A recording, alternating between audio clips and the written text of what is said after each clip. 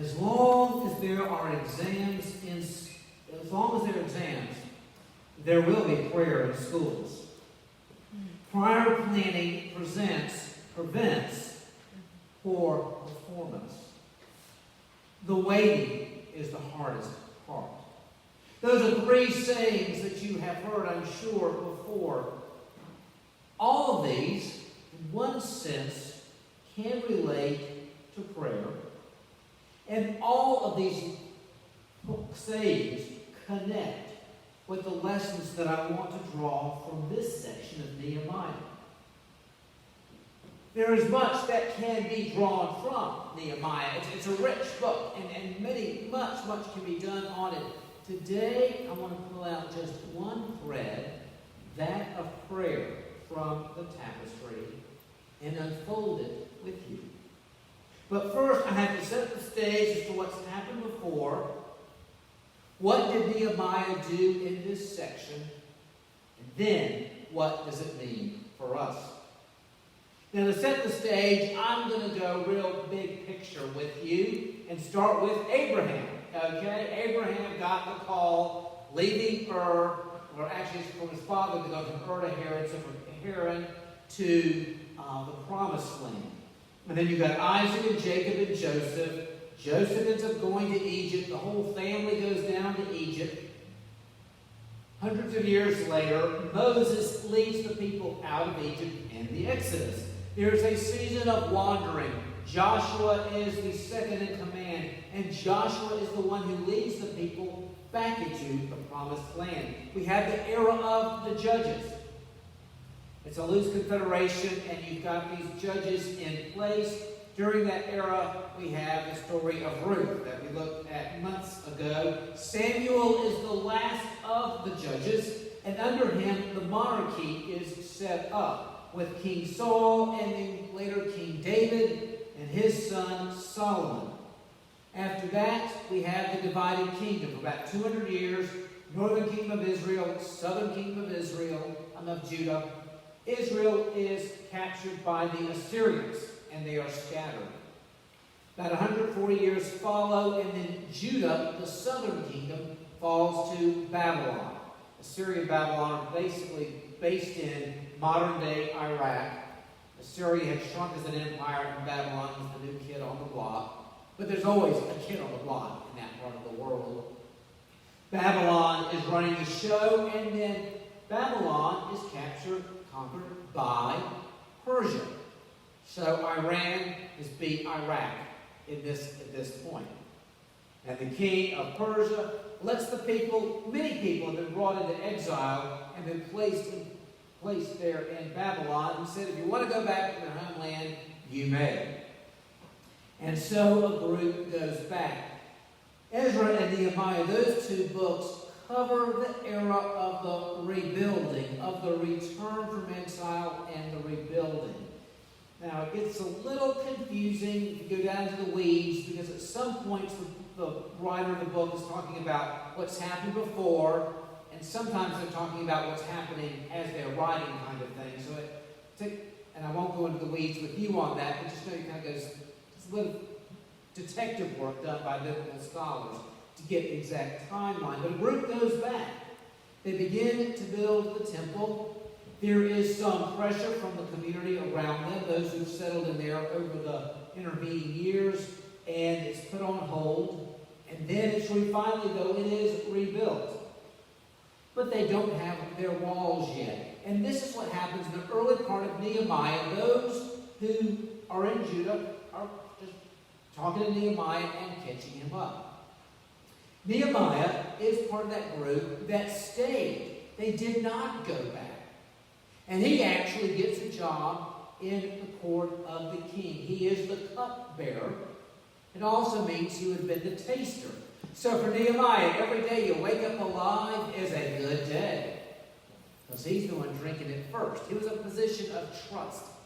So there he is. He's an official. He's kind of enjoying life in the Persian world as a Jewish man.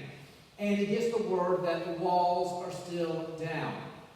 There was an effort to rebuild the walls some years ago, and it got squashed, as reported in Ezra. Now, a town without a wall was very vulnerable. It's not like people were coming in and taking their lunch money. But without a wall, how you stayed safe is you played nice, and the people around you, if they were stronger, they could determine what it means to play nice. So they may not be taking your lunch money, but they always could without the walls. And a town without a wall is really nothing. So that's the situation before that. And they are informed. And then he gets the update. Now, in that first section of Nehemiah, when he gets the update, it is the month of Kislev, which in the calendar is basically November to December. So imagine any date, really, between November 15th and December 15th. For our mindset, okay? You got, just pick a date. It could be December 1st, November 3rd. Just pick a date there. It could be November 15th for that matter. Now, the section that Beverly read, it's in the month of Nisan. That is the middle of March to the middle of April. That could be anywhere for our reference point. Just think about March 15th to about April 15th. 3 is quick, as short as 3 months, as long as 5 months have passed since he got that news.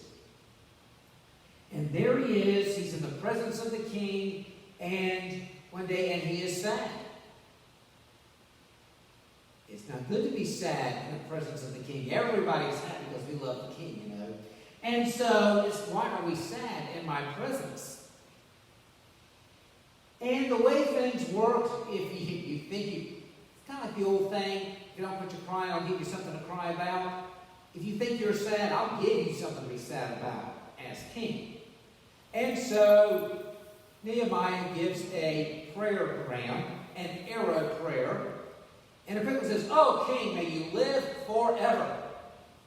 Doesn't hurt to suck up a little bit. And so he says, this is why I am so sad. He explains what has happened.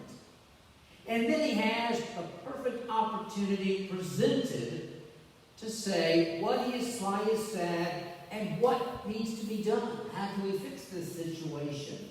He gets letters of recommendation. He gets a letter requesting supplies from the king. And that's where we leave our section today. What this tells us about prayer is that prayer and waiting go hand in hand. Prayer and planning go hand in hand. And prayer and the school of patience go hand in hand. Prayer and waiting go hand in hand. It began with prayer. As I said, when he got the news, it's the month of Kislev. 3 to 5 months passed between getting the news and the opportunity to do something about it. It is a long process. Prayer is a process. I'm the one, look, I see a need, I want to pray about it, I pray about it, and I want my answer. I want the microwave. All right? I don't think I'm the only one here. Don't have to raise your hands, but I don't think I'm the only one in here who thinks that. Sometimes it means waiting. Waiting over time. Waiting for the answer to come. It's not that the prayer is unanswered, strictly speaking. It's the matter of waiting. Earlier I joked, as long as there are exams, there will be prayer in school.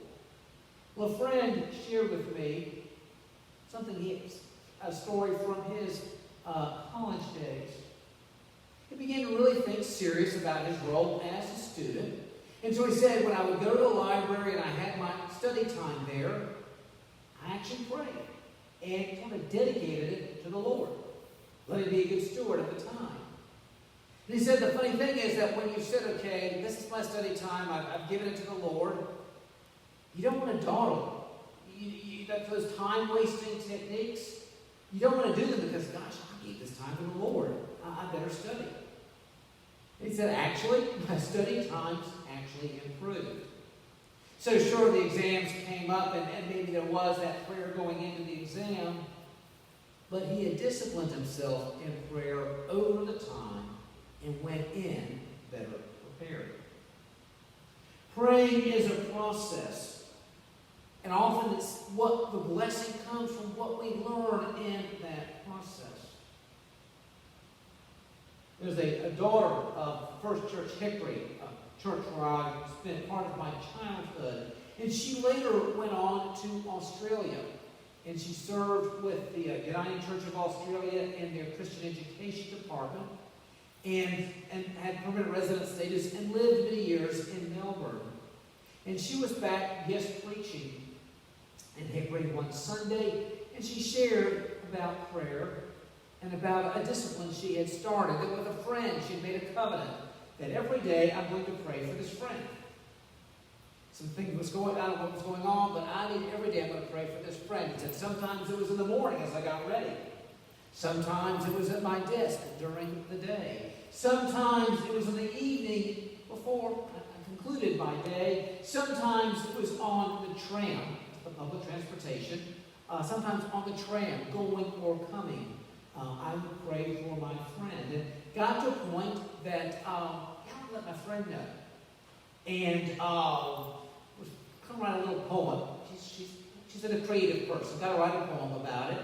And she realized in that process, hopefully it's blessed my friend, but what I have learned in that process by daily prayer. Prayer, sometimes the answer is yes, and sometimes the answer is no. And sometimes the answer is wait, and it's what we have in the process. Prayer and planning go hand in hand as well as with waiting. It's interesting that when Nehemiah is asked, and that opportunity presents itself, he is able to give an answer. I'll tell you why I'm not feeling so good, and I know how we can fix it. During that time of prayer, he had been praying. He had also been planning and thinking through, how does this need to be handled? I need to cover my bases. Process got stopped before by local officials. Well, I'm going to have a letter from the king saying, I can do this. In your face, all opponents of Judah. Also, I need an official letter from the king to get the materials. Let's get all this squared away, all of this done. Prior planning prevents poor performance. He has it all together. He is counting the cost. You may have wondered, what does that first lesson, those words of Jesus, have to do with Nehemiah? Well, the point, and there are many points from that story, but the one I want to draw out is Jesus is saying, count the cost. Think through what you're doing. And that is what Nehemiah did. Okay, who's going to be opposing me? Or who do I at least let them know that, yeah, I do have a right to do this? And how am I going to get the supplies? He has a plan. As I think most of you know, that before I was here, I was at First Presbyterian in Columbus, Georgia. And over the years, I actually had 4 heads of staff. I was the associate pastor, and I had 4 different people in the boss room. Came under one pastor, John Bell, and then we had an interim, and then I served under another pastor, and then I served under an interim before I came here. And I remember one thing that stands out from the first boss, John Bell. He said, when you got a problem, when you come to me with a problem, always have a proposed solution. Good way to get on his bad side is just say, I got a problem and I need you to fix it.